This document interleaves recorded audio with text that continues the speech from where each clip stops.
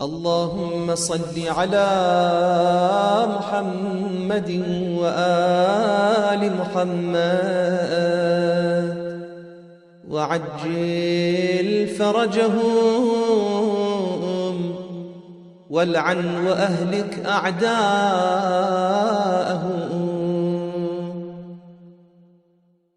أعوذ بالله من الشيطان الرجيم. بسم الله الرحمن الرحيم. رحمك الله يا أبا الحسن، كنت أول القوم إسلاما وأخلصهم إيمانا وأشدهم يقينا وأخوفهم لله وأعظمهم عناء وأحوطهم على رسول الله صلى الله عليه وآله وسلم وآمنهم على أصحابه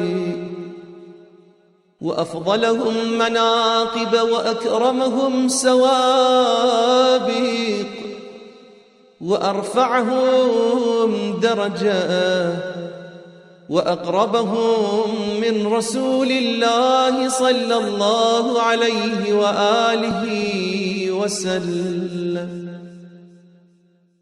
وأشبههم به هديا وخلقا وسمتا وفعلا وأشرفهم منزلة وأكرمهم عليه. فجزاك الله عن الإسلام وعن رسوله وعن المسلمين خيرا، قويت حين ضعف أصحابه وبرزت حين استكانوا ونهضت حين وهنوا ولزمت منهاج رسول الله صلى الله عليه وآله وسلم إذ هم أصحابه وكنت خليفته حقا، لم تنازع ولم تضرع برغم المخالفين وغيظ الكافرين وكره الحاسدين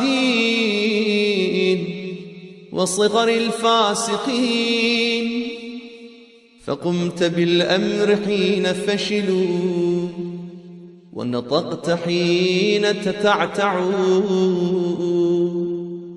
ومضيت بنور الله إذ وقفوا فاتبعوك فهدوا وكنت أخفضهم صوتا وأعلاهم قنوتا وأقلهم كلاما وأصوبهم نطقا وأكبرهم رأيا وأشجعهم قلبا وأشدهم يقينا وأحسنهم عملا وأعرفهم بالأمور. كنت والله يعصوبا للدين أولا وآخرا، الأول حين تفرق الناس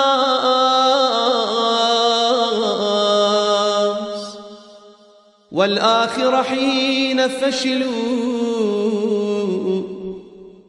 كنت للمؤمنين أبا رحيما إذ صاروا عليك عيالا، فحملت أثقال ما عنه ضعفوا وحفظت ما أضاعوا ورعيت ما أهملوا وشمرت إذ اجتمعوا وعلوت إذ هلعوا وصبرت إذ أسرعوا وأدركت أوتار ما طلبوا ونالوا بك ما لم يحتسبوا. كنت للكافرين عذابا صبا ونهبا وللمؤمنين عمدا وحصنا. فطرت والله بغمائها وفزت بحبائها وأحرزت سوابقها وذهبت بفضائلها. لم تفل الحجة ولم يزغ قلبك ولم تضعف بصيرتك ولم تجبن نفسك ولم تخير. كنت كالجبل لا تحركه العواصف وكنت كما قال صلى الله عليه وآله وسلم أمن الناس في صحبتك وذات يديك.